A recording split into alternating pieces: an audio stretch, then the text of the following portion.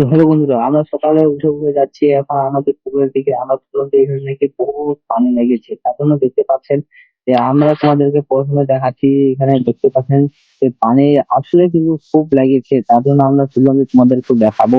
তোমরা দেখতে পাচ্ছ যে এখানে অনেক সুন্দর হয়ে পানিটা ভরছে, এমন মানে অনেক জনের ক্ষতি বাড়ি বা নোকসান হয়েছে। তার জন্য সেগুলো তোমাদেরকে ভিডিও করে দেখাবো।